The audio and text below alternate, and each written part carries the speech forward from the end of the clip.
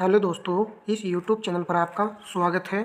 R O exam के लिए आज की क्लास में हम करंट अफेयर के प्रश्नों को लगाएंगे और ये सभी प्रश्न जो है आर ओ पैटर्न पर ही आधारित है। आज का सेशन आपको बेहद ही पसंद आएगा, तो इन 33 प्रश्नों को आप पूरा कवर कीजिएगा। बिल्कुल आर ओ पैटर्न पर ही आधारित ये प्रश्न आपको देखने को मिलेंगे। क्लास को जो है आरंभ करते हैं। प्रश्न नंबर 1 है, भारतीय अंतरिक्ष अनुसंधान संगठन इसरो ने कब तक मलबा मुक्त अंतरिक्ष मिशन हासिल करने की घोषणा की है? तो ऑप्शन बी राइट आंसर है, 2030 तक। इसरो ने 2030 तक मलबा मुक्त अंतरिक्ष मिशन हासिल करने की घोषणा की है। प्रश्न नंबर लगाते हैं 2, अंतर्राष्ट्रीय बौद्धिक संपदा सूचकांक 2024 में भारत की रैंकिंग क्या है? यदि आपने ऑप्शन बी चुना है तो बिल्कुल सही है, 42वीं रैंक है। और इसमें फर्स्ट स्थान किस देश का है? तो इस देश का नाम है USA। ये भी आपको पता होगा। प्रश्न नंबर नेक्स्ट लगाते हैं। निम्न में से कौन सही सुमेलित नहीं है? 58वां ज्ञानपीठ पुरस्कार गुलजार दिया गया है। पहला ओमन चंडी लोक सेवक पुरस्कार राहुल गांधी। पहला उत्तर प्रदेश गौरव सम्मान 2023-24 रतन टाटा। उत्तर प्रदेश संस्कृत संस्थानम व्यास पुरस्कार है आनंद शास्त्री को दिया गया है। तो कौन यहाँ पर सही सम्मिलित नहीं है? ऑप्शन वाले विद्यार्थियों का राइट होगा। ये पुरस्कार जो है रतन टाटा को नहीं दिया गया है। पहला उत्तर प्रदेश गौरव पुरस्कार है ये, जो दिया गया है डॉक्टर रितु करिथल श्रीवास्तव को, और साथ में नवीन तिवारी को ये प्रदान किया गया है। अन्य सभी फैक्ट यहाँ पर इम्पोर्टेंट रहने वाले हैं। प्रश्न नंबर नेक्स्ट लगाएंगे। अंतर्राष्ट्रीय मुद्रा कोष IMF द्वारा जारी विश्व आर्थिक आउटलुक के नवीनतम संस्करण में वर्ष 2024 में भारत की आर्थिक विकास दर कितने प्रतिशत रहने का अनुमान लगाया गया है? तो ऑप्शन डी राइट आंसर है, 6.8% रहने का अनुमान लगाया है। किसने बोला? IMF ने।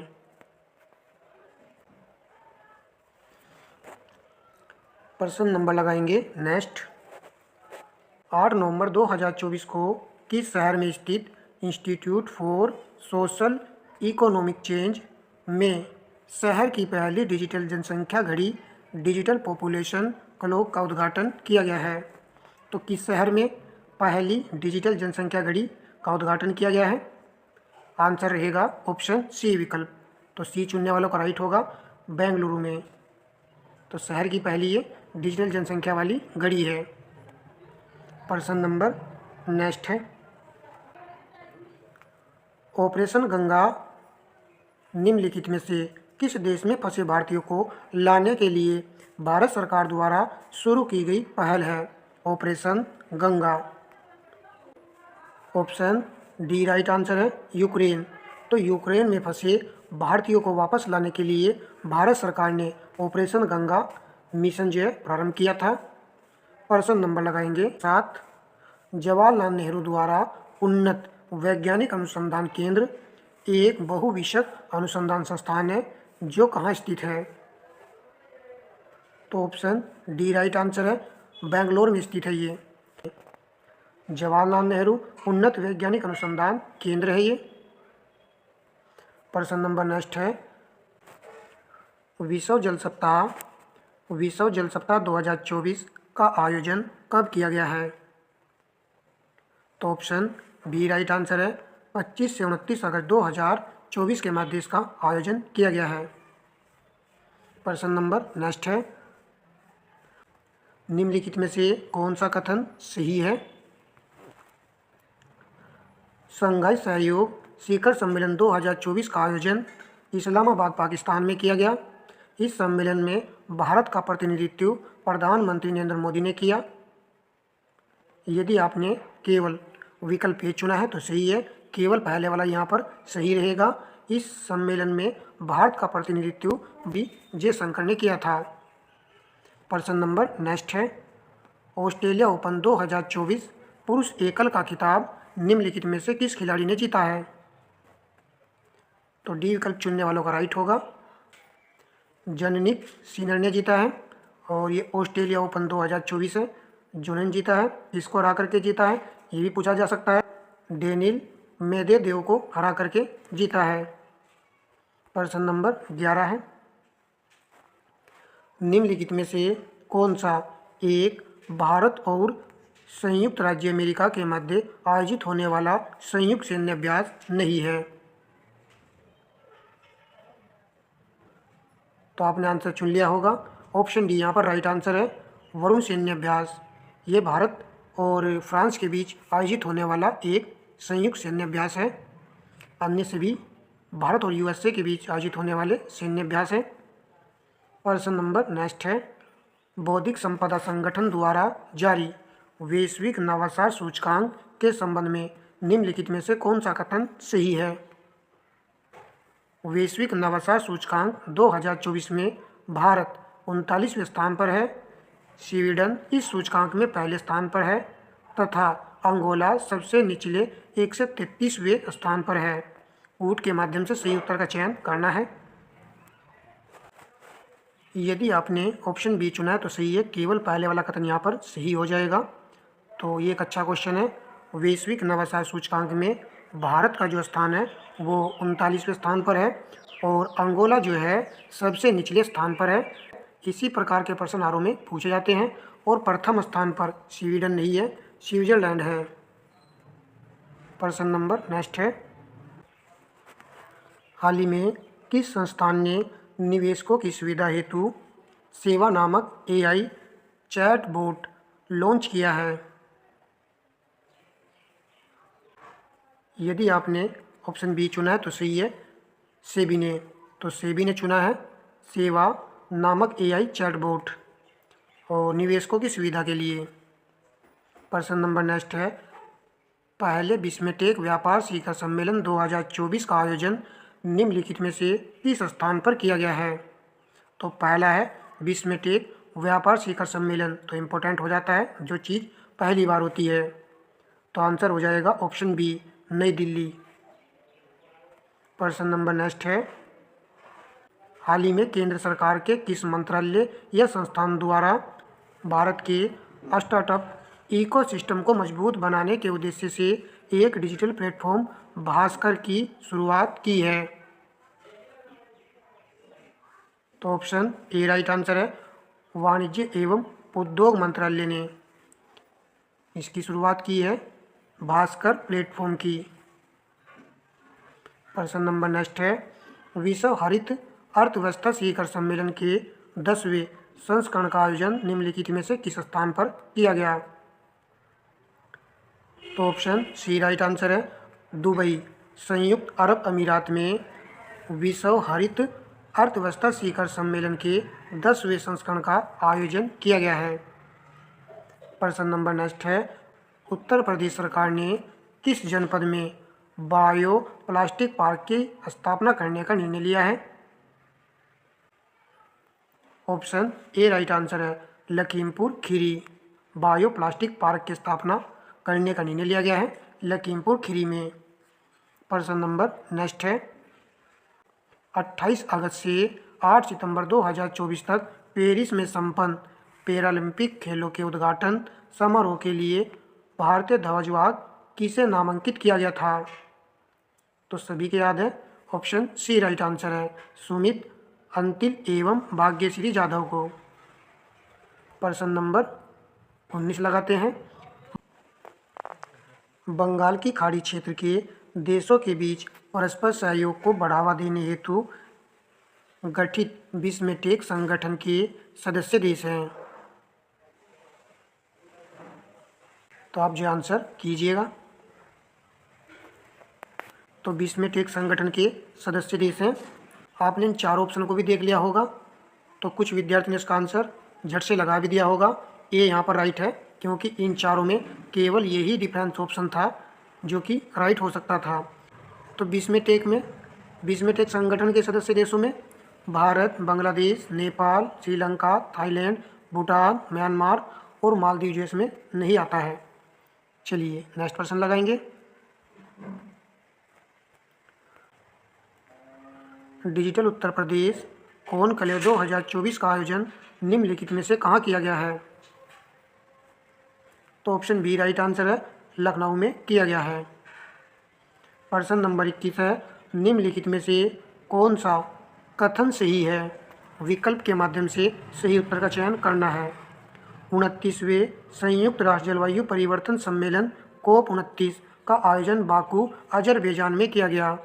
जलवायु परिवर्तन पर संयुक्त राष्ट्र फ्रेमवर्क कन्वेंशन को आधिकारिक तौर पर 1992 में अधिसूचित किया गया था। मोस्ट इम्पोर्टेंट प्रश्न है, तो डी ऑप्शन राइट रहेगा। पहला और दूसरा दोनों ही स्टेटमेंट यहाँ पर सही लिखे हुए हैं, तो ऐसे प्रश्न जो एग्जाम में बन जाते हैं। तो प्रश्न नंबर लगाएंगे 22वां, निम्नलिखित में से कौन सा कथन सही है? सही कथन का चयन करना है। विश्व आर्थिक मंच WEF ने प्रभावी ऊर्जा संक्रमण को बढ़ावा देना 2024 शीर्षक से वैश्विक ऊर्जा संक्रमण सूचकांक जारी किया। वैश्विक ऊर्जा संक्रमण सूचकांक 2024 में भारत को 64वां स्थान प्राप्त हुआ है। यदि आपने विकल्प बी चुना है तो सही है, पहले वाला यहाँ पर कथन सही हो जाएगा, सेकंड कथन यहाँ पर गलत रहेगा, क्योंकि वैश्विक ऊर्जा संक्रमण सूचकांक में भारत का जो स्थान है वो 63वां है। दोस्तों कल GS वाली क्लास में मैं आपको सूचकांक से संबंधित कुछ प्रश्न जो कराऊंगा, तो कल की GS क्लास को आप जरूर वॉच कीजिएगा और इस वीडियो को आपको लाइक करना है और अपने दोस्तों में शेयर कर देना है। चलिए नेक्स्ट प्रश्न देखते हैं। हेती में हथियारबंद गिरोह और सेना के बीच पिछले दिनों हुए संघर्ष के कारण वहां फंसे भारतीयों को निकालने के लिए भारत सरकार ने कौन सा ऑपरेशन चलाया? Right answer option D, operation Indravati. Haiti में हथियारबंद गिरोह और सेना के बीच पिछले दिनों हुए संघर्ष के कारण वहां फंसे भारतीय नागरिकों को निकालने के लिए भारत सरकार ने ऑपरेशन इंद्रावती चलाया था।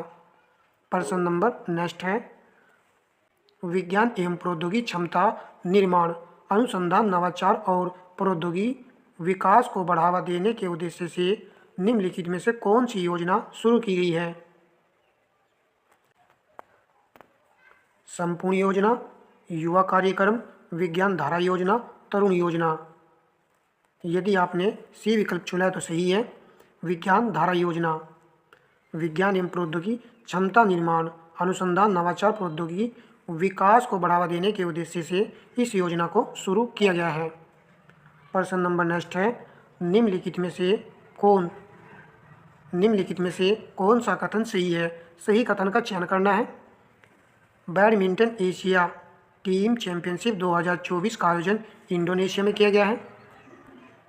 नेक्स्ट पॉइंट देखिए, PV सिंधु और अनमोल खरब के नेतृत्व में भारतीय महिला बैडमिंटन टीम ने बैडमिंटन एशिया टीम चैंपियनशिप 2024 में स्वर्ण पदक जीता है।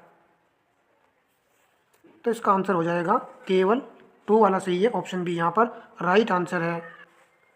PV सिंधु और अनमोल खरब के नेतृत्व में भारतीय महिला बैडमिंटन टीम ने बैडमिंटन एशिया टीम चैंपियनशिप 2024 में स्वर्ण पदक जीता है। और पहला पॉइंट ये गलत है यहाँ पर, इसका आयोजन जो है इंडोनेशिया में किया गया नहीं, लेकिन शायद इसका आयोजन चीन में किया गया है, शायद कह रहा हूँ, चेक कर लीजिएगा, वैसे तो सही होगा। चलिए प्रश्न नंबर नेक्स्ट है, 23वें फीफा फुटबॉल विश्व कप 2026 के मेजबान देशों में निम्नलिखित में से कौन सा देश शामिल नहीं है? Canada, Brazil, America, Mexico.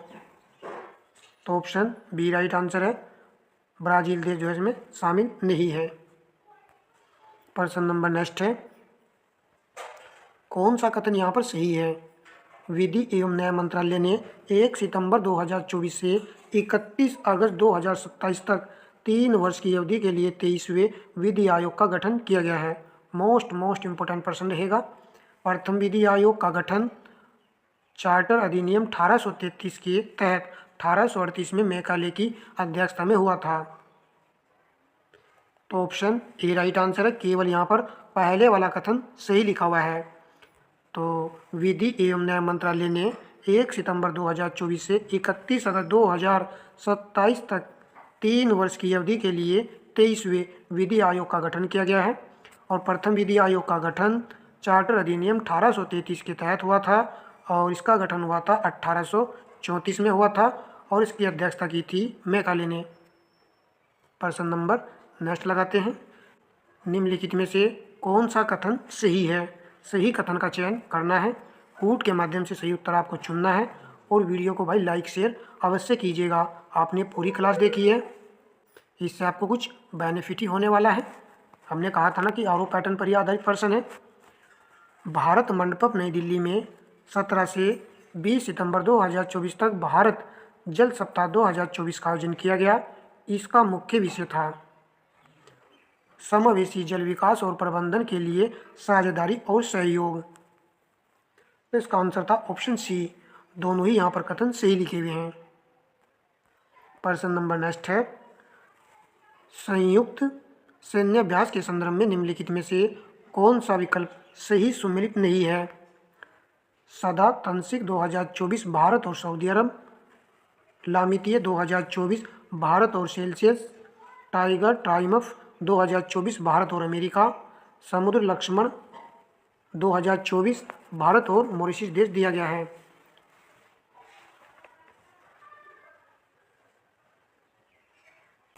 तो ऑप्शन डी राइट आंसर है। यहाँ पर समुद्र लक्ष्मण जो है ये गलत दिया गया है।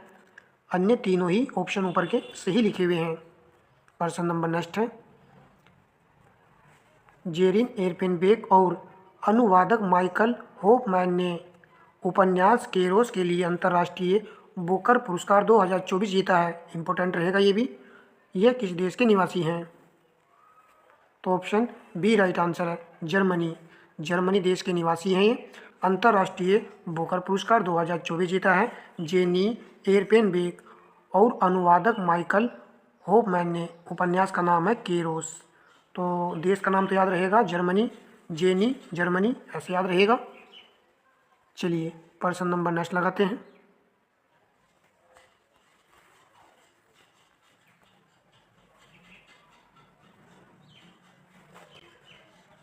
निम्नलिखित में से कौन सा दिवस उसकी थीम के साथ सही सुमेलित है? अंतर्राष्ट्रीय महिला दिवस, महिलाओं में निवेश करें, प्रगति में तेजी लाएं। तो अंतर्राष्ट्रीय महिला दिवस की थीम थी महिलाओं में निवेश करें और प्रगति में तेजी लाएं। तो ये वाला यहाँ पर सही है। नेक्स्ट, विश्व उपभोक्ता अधिकार दिवस, उपभोक्ताओं के लिए निष्पक्ष और जिम्मेदार एआई, यह इसकी थीम थी। विश्व जल दिवस 2024 की जो थीम है शांति के लिए जल। तो यहाँ पर डी आंसर है। सभी यहाँ पर सही सुमेलित है। प्रश्न नंबर लास्ट है। हाल ही में के बिरला फाउंडेशन द्वारा प्रसिद्ध कवि और साहित्यकार प्रभा वर्मा को उनके उपन्यास रौद्र साहित्यकम के लिए 33वें सरस्वती सम्मान 2023 के लिए चुना गया है। वे किन किन भाषाओं में अपनी रचनाएं करते हैं? 2023 के लिए चुना गया है, परंतु प्रदान जो 2024 में ये किया गया है। सरस्वती सम्मान है जो कि 33वां है और ये मिला है प्रभा वर्मा को। और इनके उपन्यास का नाम है रौद्र साहित्यकम। तो ऑप्शन सी राइट आंसर है। हिंदी और मलयालम।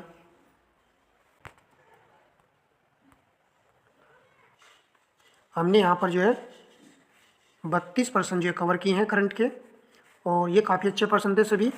और हम आपको जीएस के साथ में भी करंट के प्रश्नों को कराते रहते हैं। और जो विद्यार्थी चैनल पर नए हैं वो चैनल को जरूर सब्सक्राइब करें। जो भी वीडियो मिलती है वो अच्छे लेवल की आपको यहाँ पर देखने को मिल जाती है कम समय में। तो नेक्स्ट क्लास में मिलेंगे दोस्तों। धन्यवाद तब तक के लिए।